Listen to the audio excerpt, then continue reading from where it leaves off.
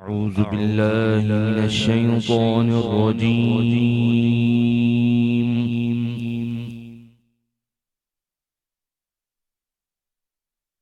بسم الله الرحمن الرحيم.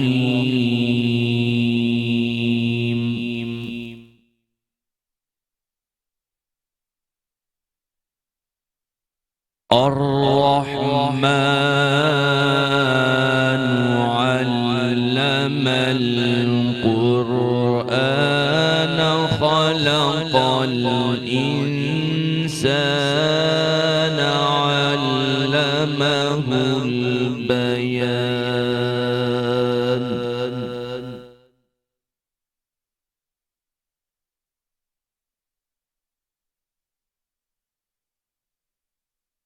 الشمس والقمر بحسبان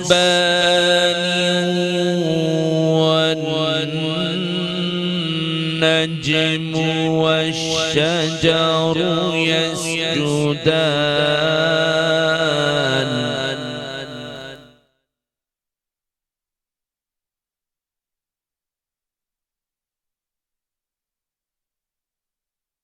والسماء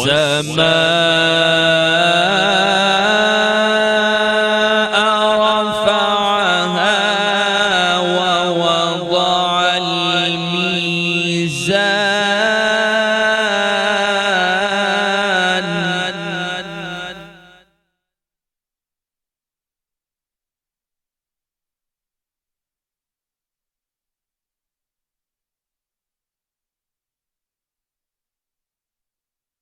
ألا تطغوا في الميزان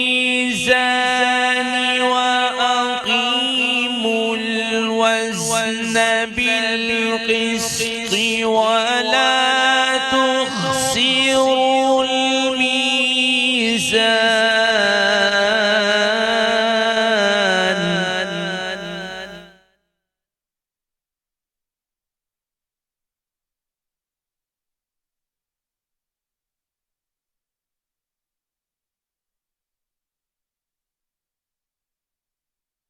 والسماء رفعها ووضع الميزان ألا تطغوا في الميزان وأقيموا الوزن بالقسط ولا تخسروا الميزان.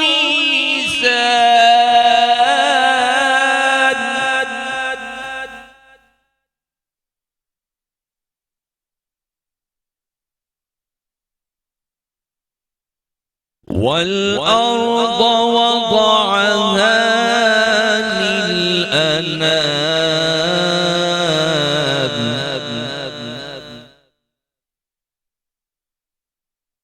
فيها فاكهة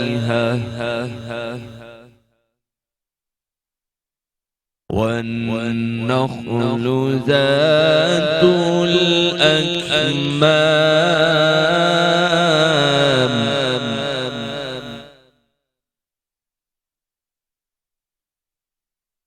والأرض وضعها للأنام فيها فاكهة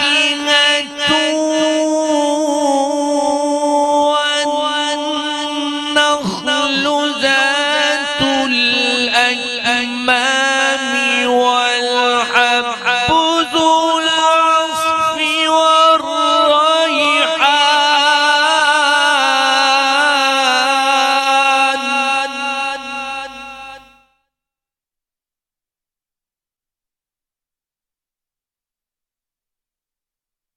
والحب ذو العصف والريحان فبأي آلاء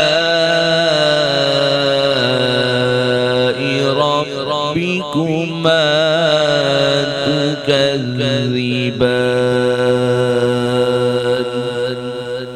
صدق اللہ العظیم۔ شکر کے یوں ورد زبان حمد خدا ہے، وہ سب سے بڑا، سب سے بڑا، سب سے بڑا ہے، وہ سب سے بڑا، سب سے بڑا، سب سے بڑا ہے۔ اس کا کوئی ثانی نہ مشابہ نہ مقابل، اس کا کوئی ثانی نہ مشابہ نہ مقابل، وہ سب سے جدا، سب سے جدا، سب سے جدا ہے، وہ سب سے بڑا، سب سے بڑا، سب سے بڑا ہے۔ یہ رنگ یہ خوشبو یہ بہاریں یہ فضائیں، یہ رنگ یہ خوشبو یہ بہاریں یہ فضائیں، سب اس کی عطا، اس کی عطا، اس کی عطا ہے، سب اس کی عطا، اس کی عطا، اس کی عطا ہے۔ کافر ہو کے مسلم، کوئی مشرک ہو کے مومن، کافر ہو کے مسلم، کوئی مشرک ہو کے مومن، وہ سب کا خدا، سب کا خدا، سب کا خدا ہے، وہ سب کا خدا، سب کا خدا، سب کا خدا ہے، وہ سب سے بڑا، سب سے بڑا، سب سے بڑا ہے۔ الرحمن الرحیم وَلِتُكْمِلُوا الْعِدَّةَ وَلِتُكَبِّرُوا اللَّهَ عَلَى مَا هَدَاكُمْ وَلَعَلَّكُمْ تَشْكُرُونَ۔ آمنت باللہ صدق اللہ مولانا العظیم وصدق رسولہ النبی الکریم ونحن علی ذلک لمن الشاکرین والشاہدین والحمد للہ رب العالمین صلی اللہ علی النبی الامی الرؤوف الرحیم صلاۃ و سلام علیک یا سیدی یا رسول اللہ۔ سامعین و ناظرین، آج 29واں روزہ مبارک ہے اور کل شاید عید الفطر ہو جائے، نہیں تو انشاءاللہ العزیز 30 مکمل ہونے کے بعد ہفتے کے دن عید الفطر یقینی ہے۔ میں نے جو قرآن کریم میں سورہ بقرہ شریف سے آیہ شریفہ تلاوت کرنے کا شرف حاصل کیا ہے، اس میں اللہ پاک فرماتا ہے وَلِتُكْمِلُوا الْعِدَّةَ وَلِتُكَبِّرُوا اللَّهَ عَلَى مَا هَدَاكُمْ وَلَعَلَّكُمْ تَشْكُرُونَ۔ چاہیے کہ تم گنتی کے دن پورے کرو اور اللہ تعالیٰ کی تکبیر بولو اس پر کہ جس پر اللہ پاک نے تمہاری رہنمائی فرمائی ہے، شاید تم شکر گزار بندے بن جاؤ۔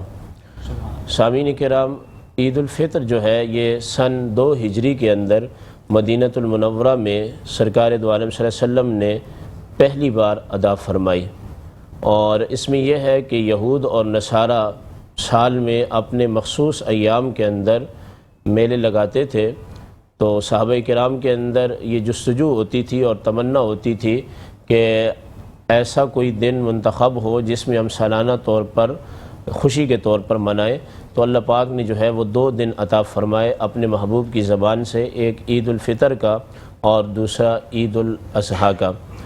عید الفطر جو ہے یہ رمضان المبارک کے روزوں کے ساتھ جڑی ہوئی ہے، اور عید الاضحیٰ جو ہے یہ قربانی کے ساتھ منسلک ہے۔ تو اب عید کی نماز کا جو حکم یہاں فرمایا گیا گنتی پوری کرنے کے بعد کہ اللہ کی تکبیر بولو، چونکہ تکبیر عید کے اندر بولی جاتی ہے، اس کی وجہ یہ ہے کہ تاکہ تم اللہ کا شکر ادا کرو۔ یہ جو رات ہے عید الفطر کی رات، اس کو لیلۃ الجائزہ بھی کہتے ہیں، یعنی کہ انعام کی رات اور اجرت پانے کی رات، جیسا کہ امام غزالی رحمۃ اللہ تعالی علیہ نے اپنی کتاب مکاشفۃ القلوب کے اندر یہ بات تحریر فرمائی ہے۔ نبی کریم علیہ السلام نے فرمایا کہ جب عید الفطر یا عید الاضحیٰ کی صبح ہوتی ہے تو فرشتے جو ہیں وہ آسمان سے گلی کوچوں میں اترتے ہیں، اور اترنے کے بعد یہ ندا لگاتے ہیں کہ اے لوگو اپنے رب کی طرف آؤ۔ جب لوگ عید الفطر کے لیے جاتے ہیں ادائیگی کے لیے یا عید الاضحیٰ کے لیے، جب وہ اپنے عیدگاہ میں پہنچتے ہیں تو اللہ پاک فرشتوں سے یہ ارشاد فرماتا ہے کہ تمہارا کیا خیال ہے اس بندے کے بارے میں کہ جس نے اپنا کام محنت سے کیا، اب اسے اجرت ملنی چاہیے یا نہیں ملنی چاہیے؟ تو فرشتے جو ہے اس بات کا اللہ کی بارگاہ میں اظہار کرتے ہیں کہ جو بندہ محنت کے ساتھ اپنے کام کو سر انجام دے، یا رب کریم انہیں پوری اجرت ملنی چاہیے۔ تو اللہ پاک پھر فرشتوں کو فرماتا ہے کہ تم گواہ ہو جاؤ، آج جو لوگ عید الفطر کے اجتماع میں روزوں کی گنتی پوری کرنے کے بعد حاضر ہوئے ہیں، میں نے ان تمام کی جو ہے وہ مغفرت فرما دی ہے۔ عید کا معنی بیان کرتے ہوئے علماء لکھتے ہیں کہ عید کا معنی ہے لوٹ کے آنا، چونکہ عید ایک ایسا اجتماع ہے جو ہر سال لوٹ کے آتا ہے۔ عید عود سے ہے اور عود کا معنی لوٹ کے آنا ہے۔ امام غزالی نے یہ تعریف بھی فرمائی ہے کہ عید کا معنی یہ ہے کہ وہ خوشی جو بار بار لوٹ کے آئے اسے عید کہا جاتا ہے۔ نبی کریم علیہ السلام نے عید الفطر اور عید الاضحیٰ کی رات کو جو بندہ شب بیداری کرتا ہے، عبادت کرتا ہے، قیام اللیل کرتا ہے، تلاوت قرآن کرتا ہے، اللہ سے مغفرت مانگتا ہے، نبی کریم علیہ السلام کی ذات اقدس پر درود و سلام کے ہدایہ بھیجتا ہے، ان کے بارے میں فرمایا کہ جنہوں نے عبادت کے ذریعے عید کی 2 راتوں کو زندہ کیا، وہ اس دن زندہ ہوں گے کہ جس دن لوگوں کے دل جو ہیں وہ مردہ ہو جائیں گے۔ عید الفطر کے دن نبی کریم علیہ السلام نے سب سے پہلے جو ہے وہ نماز عید الفطر ادا کی، اور اس میں ہمارے لیے سنت یہ ہے کہ جب ہم عید الفطر کے اجتماع میں جائیں تو کچھ میٹھی چیز کھا کے جائیں، اور وہ بہترین چیز ہے کھجور، جس کو آپ علیہ الصلوۃ والسلام تناول فرما کے جاتے تھے اور اس کے بعد عید کی ادائیگی فرماتے تھے۔ تاہم آج یہ موضوع تو نہیں ہے، مگر جڑا ہوا ہے کہ عید الاضحیٰ کے دن آپ علیہ السلام کھانے اور پینے کا جو آغاز کرتے تھے وہ قربانی کے گوشت کے ذریعے کرتے تھے۔ یہاں سامعین و ناظرین ایک اہم مسئلے کی طرف میں آپ کی توجہ دلانا چاہتا ہوں۔ 3 دن عید الاضحیٰ کے اور 1 دن عید الفطر کا ایسا دن ہے کہ ان دنوں میں اللہ پاک جو ہے وہ میزبان ہوتا ہے اور اللہ کے بندے مومنین اور مسلمین جو ہیں وہ اس کے مہمان ہوتے ہیں۔ یہی وجہ ہے کہ عید کے دن جو گھر میں اللہ کی نعمت پکتی ہے یا اللہ کی نعمت جو دستیاب ہوتی ہے عید الفطر کے دنوں میں یا پھر عید الاضحیٰ کے دنوں میں، قربانی کا گوشت جو دستیاب ہوتا ہے گھر کے اندر یا وہ بنتا ہے، تو اس کی نسبت اللہ نے اپنی طرف فرمائی ہے، یعنی کہ ہر بندے کو رزق تو اللہ دینے والا ہے۔ وَمَا مِن دَابَةٍ فِي الْأَرْضِ إِلَّا عَلَى اللَّهِ رِزْقُهَا، کوئی ایسی چوپایا چلنے والی چیز اس زمین پر نہیں ہے مگر اللہ پاک نے اس کے رزق کا ذمہ اٹھا رکھا ہے۔ ان 4 دنوں کے اندر یعنی 3 دن عید الاضحیٰ کے اور 1 دن عید الفطر کا جو ہے، اس میں جو نعمت مسلمین اور مومنین کے گھروں میں پکتی ہے اور تیار ہوتی ہے اور دستیاب ہوتی ہے، مہیا ہوتی ہے، اس کی نسبت اللہ پاک نے اپنی طرف فرمائی ہے اور اللہ فرماتا ہے کہ میں میزبان ہوں اور تم میرے مہمان ہو۔ عید الفطر جو ہے یہ 30 یا 29 چاند نظر آنے کی صورت میں جو روزے رکھے جاتے ہیں، ایک تو اس کا اظہار تشکر ہے اور دوسرا جو ہے اللہ پاک نے اس گنتی کو پوری کرنے پر انعام عطا فرمایا، لیکن انعام کس صورت میں عطا فرمایا ہے؟ وہ مغفرت کی صورت میں عطا فرمایا ہے۔ نبی کریم علیہ الصلوۃ والسلام کی یہ سنت مبارکہ بھی ہے مردوں کے لیے، چونکہ وہ عیدگاہ میں حاضر ہوتے ہیں، فرمایا کہ جس راستے سے آئے بندہ اور دوبارہ جب واپس پلٹے تو اس راستے کو بدل لے۔ اگر بدل سکتا ہے، راستہ ہو تو بدل کے جائے۔ اس کی وجہ کیا ہے کہ جب بندہ اللہ کی عبادت کے لیے کسی مقام میں حاضر ہوتا ہے تو جہاں سے وہ چل کے آتا ہے وہ جگہیں اس کے لیے گواہی دیں گی قیامت کے دن۔ تو جاتے ہوئے جس راستے سے جائے گا وہ تکبیر پڑھتے ہوئے وہ جگہیں بھی اس کے لیے گواہی دیں گی، اور واپس جب پلٹے گا تو وہ زمین کا حصہ بھی اس کے لیے گواہی دے گا کہ مولا یہ یہاں سے چل کے گیا تھا تیری عبادت کے لیے اور یہاں سے عبادت کی ادائیگی کر کے یہ واپس پلٹا تھا۔ اور قرآن کریم کے اندر بھی ہے کہ یہ زمین کے حصے، تمہارے ہاتھ پاؤں، تمہاری زبان، تمہاری آنکھیں قیامت کے دن جو ہے یہ گواہی دیں گے۔ الیوم نختم علی افواہہم، تمہارے منہ پر مہر لگا دی جائے گی۔ اس وقت تمہارے ہاتھ بولیں گے کہ یہ کس لیے اٹھے تھے؟ یہ ظالم کو توڑنے کے لیے اٹھے تھے یا ظالم کا ساتھ دینے کے لیے اٹھے تھے یا مظلوم کا ساتھ دینے کے لیے اٹھے تھے؟ اور یہ زبان غیبت میں رہی یا یہ زبان جھوٹ بولنے میں رہی یا اللہ اور اس کے رسول کے ذکر میں رہی؟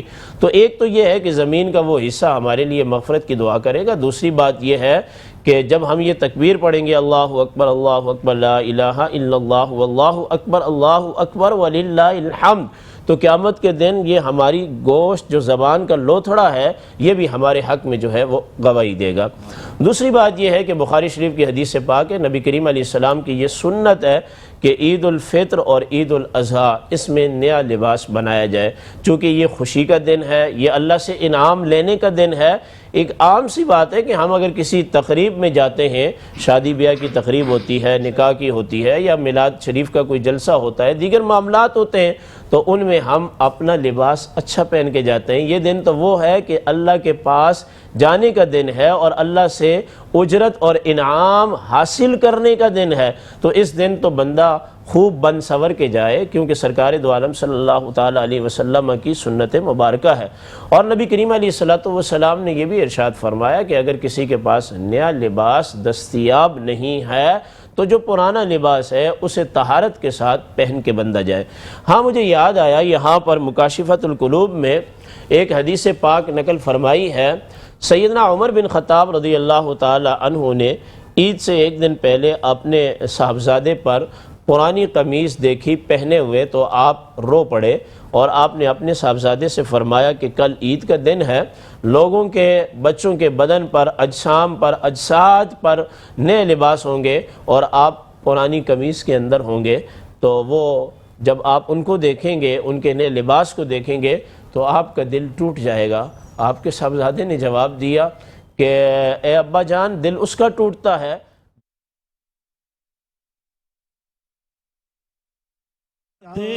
مصطفیٰ ایسی یاد مصطفیٰ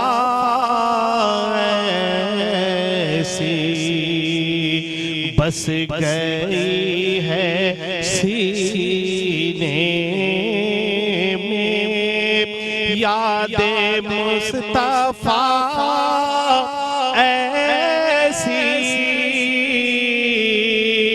بس گئی ہے سینے میں جس میں ہو کہیں اپنا جس میں ہو کہیں اپنا دل تو ہے مدینے میں جس میں ہو کہیں اپنا دل تو ہے مدینے میں کون سی جگہ ایسی عاشقوں سے خالی ہے عاشقوں سے خالی ہے جا بجا ہے پروانے جا بجا ہے پروانے شمع ہے مدینے میں جا بجا ہے پروانے شمع ہے مدینے میں اور ان گلوں کے خوشبو کا ذکر کیا کروں آقا ان گلوں کے خوشبو کا ذکر کیا کروں آقا خود نہاتی ہے خود نہاتی ہے آپ کے پسینے میں خود نہاتی ہے آپ کے پسینے میں اور تم نے پی کتابوں سے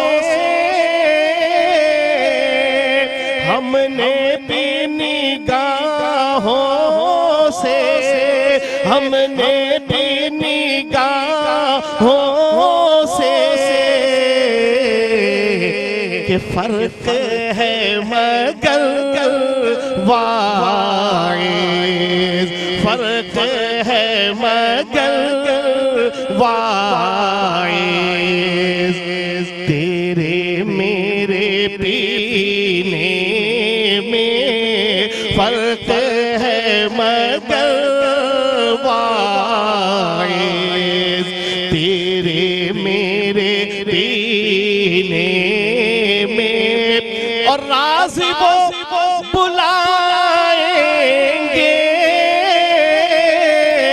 یہ یقینی ہے لیکن یہ یقینی ہے لیکن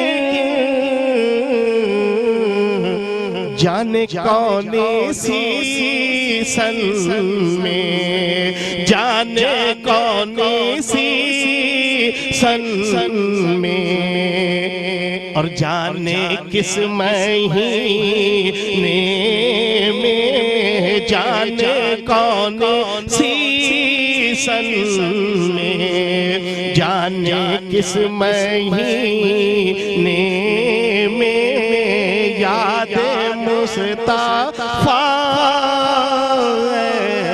ایسی بس گئی ہے سینے میں کہ جسم ہو کہیں اپنا اور دل تو ہے مدینے میں.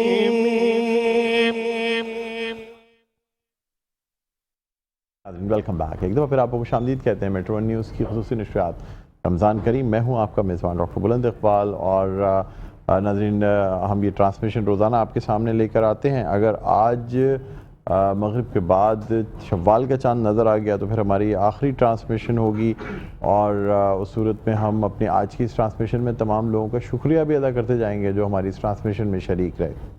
نہ صرف وہ لوگ جو اسکرین پر آپ کے سامنے، آپ لوگوں سب کے سامنے آتے رہے، بلکہ اس کے ساتھ ساتھ ایک بہت بڑی ٹیم اسکرین کے پیچھے جو ہے وہ کار فرما رہی. بہرحال ناظرین، ہماری ٹرانسمیشن جس طرح پیش کی گئی اس میں مختلف مفتیان کرام، علماء کرام جو ہے نا، علماء دین، وہ تشریف لاتے رہے اور ہمیں بڑا تعاون حاصل رہا. خاص طور پہ مختلف نعت خواں حضرات، مختلف ثنا خواں حضرات، یہ تمام لوگ ہماری اس ٹرانسمیشن کا حصہ رہے ہیں. اور ناظرین، سب سے اچھی بات یہ ہے کہ اس پوری ٹرانسمیشن، یعنی جب 2 بجے یا 2:30 بجے سے ٹرانسمیشن شروع ہوتی تھی رات کے 8 بجے تک، آپ یقین کریں کہ بالکل بھی وقت کا پتہ نہیں چلتا تھا، اور اس میں بالکل اندازہ نہیں ہوتا تھا کہ کس طریقے سے رات کے 8 بج جاتے ہیں. بہرحال ناظرین، اللہ تعالیٰ نے بڑا کرم کیا کہ دیکھیں آپ کتنی جلدی جو ہے وہ ہمارے روزے جو ہیں یا رمضان المبارک کا پورا مہینہ جو ہے وہ جا رہا ہے. اور اگر آج چاند ہو جاتا ہے تو پھر اس صورت میں کل عید منائی جائے گی، اور پوری جو عالم اسلام ہے وہ کل کے دن عید منائے گی. تو ناظرین، یہ بہرحال یہ جو ساتھ تھا، یہ رمضان کا آخری عشرہ، یہ بھی اب روانگی کے قریب ہے. بہرحال اپنے جو ہمارے مہمان ہیں، ایک دفعہ پھر ان کو خوش آمدید کہنا چاہوں گا. جناب شکیل مدنی صاحب نعت خواں، ثنا خواں ہیں، صاحب کلام نعت گو شاعر ہیں، جامعہ کراچی سے تعلق رکھتے ہیں. بہت بہت شکریہ سر، تشریف لائے آپ. بہت شکریہ، جزاک اللہ. ناظرین، اس کے علاوہ ہمارے ساتھ علامہ قادر ہزاروی صاحب موجود ہیں. علامہ صاحب، آپ کا بھی شکریہ، ایک دفعہ پھر آپ کو خوش آمدید کہتے ہیں. جزاک اللہ خیر. اور ناظرین، ہمارے ساتھ نعت خواں، ثنا خواں سعید احمد انصاری صاحب موجود ہیں. خیریت سے آپ؟ بہت شکریہ، تشریف لائے. اور ناظرین، ہمارے ساتھ قاری ممتاز قادری صاحب موجود ہیں، جن کی تلاوت سے روزانہ جو ہے اس ٹرانسمیشن کا آغاز ہوتا رہا ہے. ناظرین، اب بس میں کچھ 1-2 سوالات کرنا چاہوں گا. ہمارے ساتھ علامہ صاحب موجود ہیں، تو علامہ صاحب سے جاننا چاہیں گے. علامہ صاحب، روزہ جس کا مقصد تقویٰ ہے، ٹھیک ہے، لعلکم تتقون، جو اصل جزء ہے کہ رمضان کے روزے فرض ہی اس لیے کیے گئے، باقی اور کوئی اللہ تعالیٰ کا مقصد نہیں کہ اپنی جو مخلوق ہے اسے بھوکا پیاسا رکھے، بالکل مقصود نہیں، صرف انسانوں میں تقویٰ پیدا کرنا. سر، کیا رمضان المبارک سے جو مسلمان ہے تقویٰ حاصل کر لیتا ہے؟ جی، بسم اللہ الرحمن الرحیم. یا ایھا الذین آمنوا کتب علیکم الصیام کما کتب علی الذین من قبلکم لعلکم تتقون. صدق اللہ مولانا العظیم. صلی اللہ علی النبی الامی الرؤوف الرحیم. بہت شکریہ پہلے تو ڈاکٹر صاحب پروگرام میں مدعو کرنے کا، اس پر جزاک اللہ. جہاں تک آپ کا سوال کا تعلق ہے کہ کیا مسلمان روزے رکھ کے تقویٰ حاصل کر لیتا ہے، دیکھیں حدیث پاک کے اندر روزے کی 2 چیزیں بیان کی گئی ہیں. سرکار دو عالم صلی اللہ علیہ وسلم نے فرمایا کہ من صام رمضان ایمانا واحتسابا غفر له ما تقدم من ذنبه. یہ بخاری شریف کی حدیث ہے کہ جس نے روزہ ایمان کے ساتھ اور اخلاص کے ساتھ رکھا، نیت خالصہ کے ساتھ، اس کے سابقہ گناہ معاف ہو جائیں گے. جس مسلمان کے روزے کے اندر ایمان تو ہے ہی، ہم نے کلمہ پڑھا ہے، جس کے اندر اخلاص ہے تو اس کا روزہ جو ہے وہ قبول ہو گیا، اور کہیں نہ کہیں وہ تقوی کے کسی نہ کسی درجے پر چلا گیا. قرآن کریم کے اندر آتا ہے. نہیں سر، آپ کا کہنے کا مقصد یہ ہے کہ روزہ کی قبولیت سے تقویٰ اختیار ہو جائے گا. تقویٰ ہے کیا سر؟ ہاں، میں اسی طرف آ رہا ہوں. میں تھوڑا سا گفتگو کا موقع اگر مجھے دیں گے تو قرآن کریم میں آتا ہے لن ینال اللہ لحومها ولا دماؤها ولکن ینالہ التقویٰ. تمہارا نہ گوشت اللہ کو پہنچتا ہے، نہ خون پہنچتا ہے، تمہارا تقویٰ پہنچتا ہے. تقوی کے 4 مراتب بیان کیے گئے قرآن کریم کے اندر. تقوی کا پہلا مرتبہ یہ ہے کہ بندہ اللہ کے ساتھ کسی کو شریک نہ ٹھہرائے. ٹھیک، یہ تقوی عام ہے، ہر مسلمان کو حاصل ہے. یہ تو ہر مسلمان جی. کو حاصل ہے. دوسرا تقوی یہ ہے کہ گناہ کبیرہ سے وہ اپنے آپ کو بچا کے رکھے، یہ بھی قرآن کریم کے اندر ہے. اور تیسرا تقوی یہ ہے کہ بندہ اپنے آپ کو گناہ صغیرہ سے بھی بچا کے رکھے. یہ بہت مشکل کام ہے.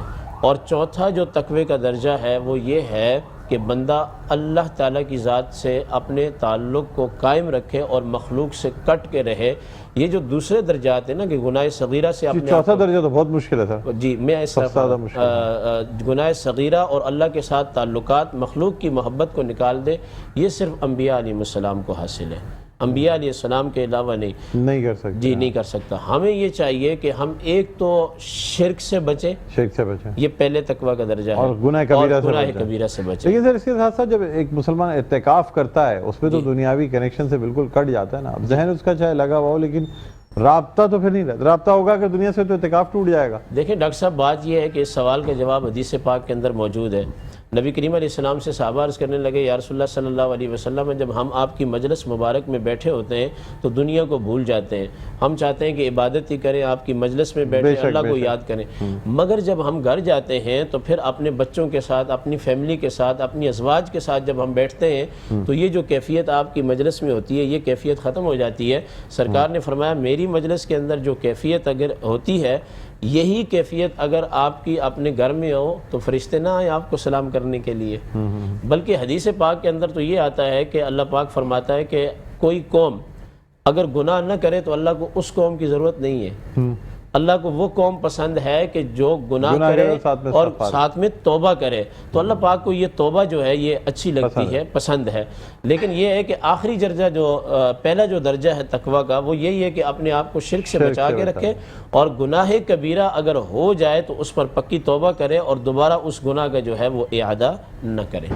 ٹھیک ہے، یعنی سر کہا جاتا ہے تقوی کا راستہ جس قدر مشکل ہے اور انسان کے لیے، اس طرح آپ نے بیان فرما دیا، تو آپ سے یہ جاننا چاہوں گا کہ یہ یعنی بہت سے لوگ روزہ رکھتے ہیں، گناہ اگر نہ بھی کہیں تو وہ خشوع و خضوع نہیں ہوتا روزے میں، جی ایسی صورت میں کیا جو ہے وہ یعنی اپنے روزمرہ کے کام بھی کر رہے ہیں، باقی چلیں گناہ کبیرہ نہیں، چھوٹی موٹی چیزیں ہوتی رہتی ہیں، جی تو اچھا کچھ لوگ یہ کہتے ہیں کہ یار ایسا ہی کرنا ہے تو روزہ رکھنے کی کیا ضرورت ہے، لیکن سر یہ کہنا بھی تو غلط ہے نا، کہ کیونکہ جو فرائض ہیں وہ تو پورے کرنے ہیں، قبول کرنے والی ذات تو اللہ تعالیٰ کی ہے، کیا فرمائیں گے؟ جی ڈاکٹر صاحب اس میں دو چیزیں، ایک ہے کسی چیز کے ارکان کو عمل کرنا، یعنی کہ روزے کے 3 ارکان ہیں، الامساک عن الاکل والشرب والجماع، یعنی کہ بندہ کھانے پینے اور حق زوجیت سے رکا رہے، یہ تو روزہ ہے جو کہ صبح صادق سے لے کے غروب آفتاب تک، تو چیز کی ادائیگی الگ ہے اور اس کو خشوع اور خضوع کے ساتھ ادا کرنا یہ ایک الگ چیز ہے۔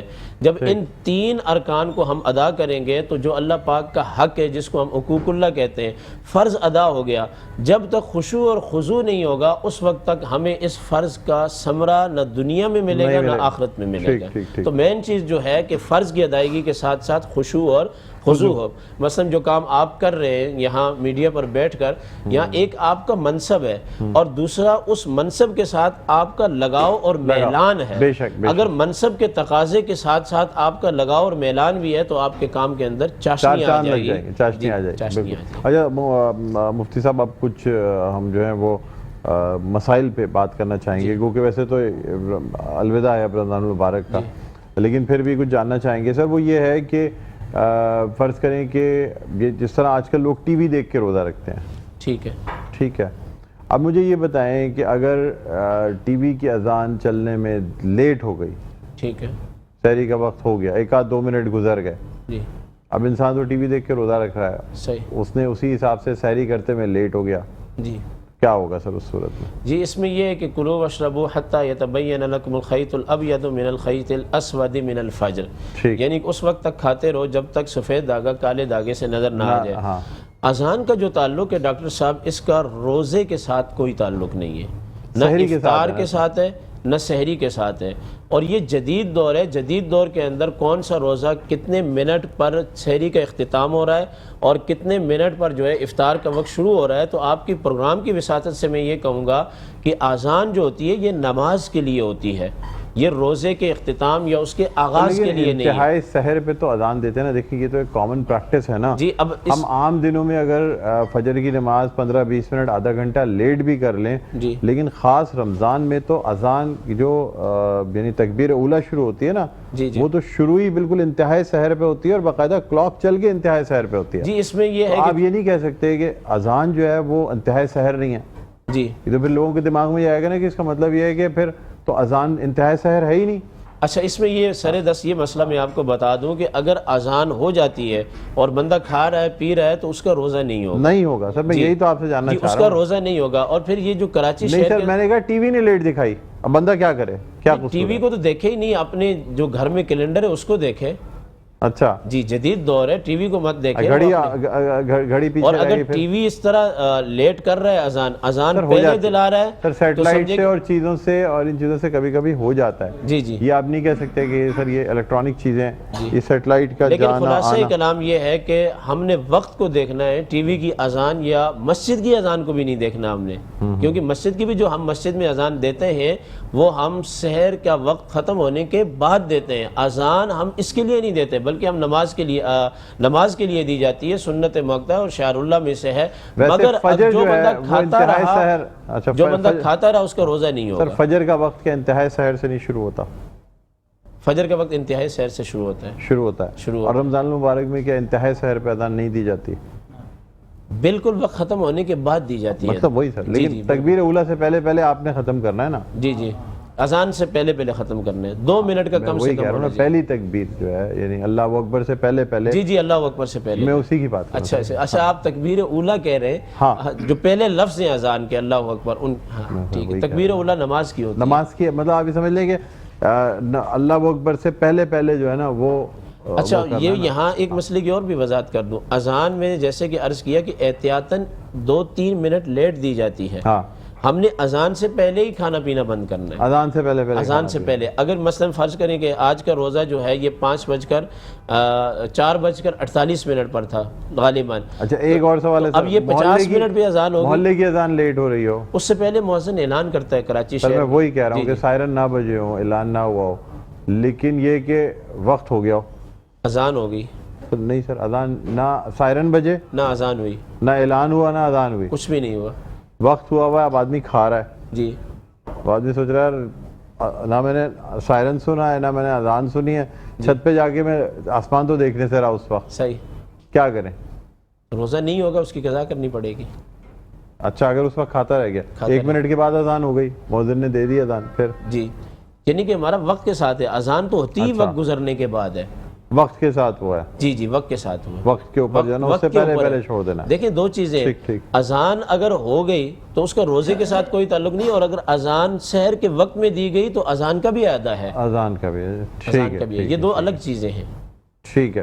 اچھا سر، بس ایک اچھا، لاسٹ اس سے کفارہ لازم نہیں آئے گا، اس سے قضا لازم آئے گی، قضا آئے گی، قضا آئے گی۔ اچھا سر، آپ سے ایک چیز یہ بھی جاننا چاہوں گا کہ فطرے پہ تھوڑی سی بات کرنا چاہوں گا، آپ سے جاننا چاہوں گا کہ کس عمر کے، یعنی چاہے پیدا ہوا وہ بچہ بھی جو عید کی نماز سے پہلے پیدا ہو گیا، اس پہ بھی فطرہ واجب ہو جائے گا؟ شوال المکرم کو جو بچہ پیدا ہوگا اس کا بھی فطرہ ہوگا، اور یکم شوال المکرم سے پہلے چاہے رمضان المبارک کے 30 دن ہو یا 29 چاند کی صورت میں کوئی اگر فوت ہو جائے گا تو اس کا نہیں دینا پڑے گا۔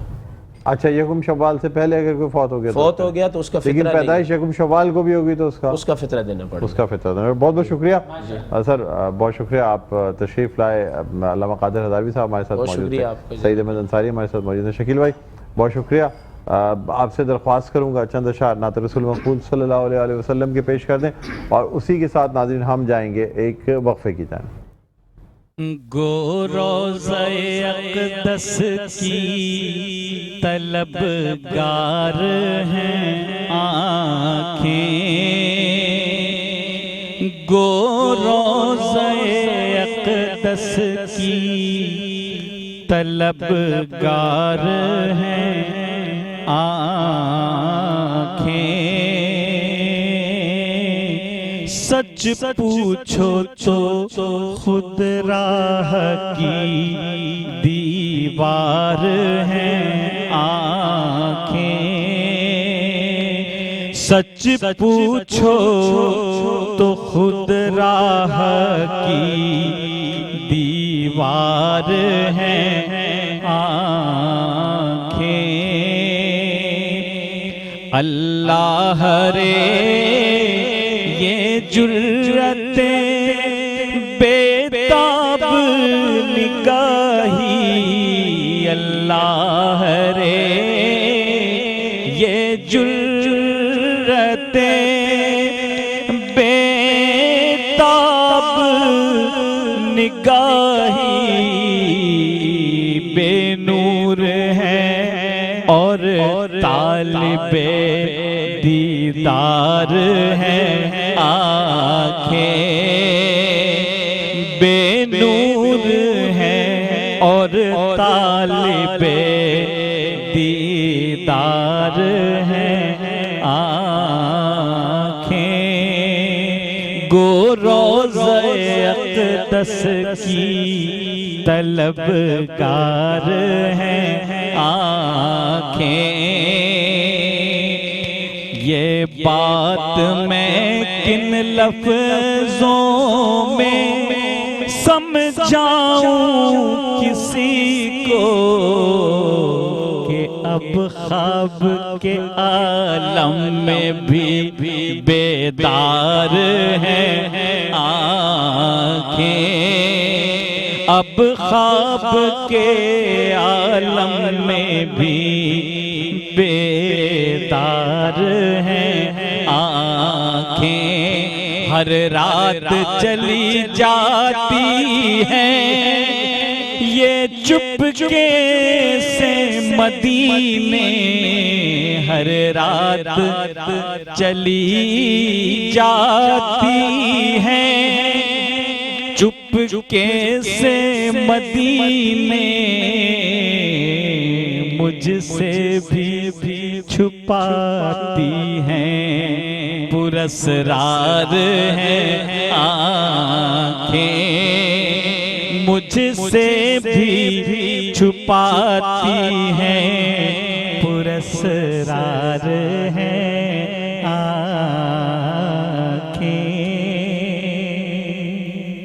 سبحان اللہ سبحان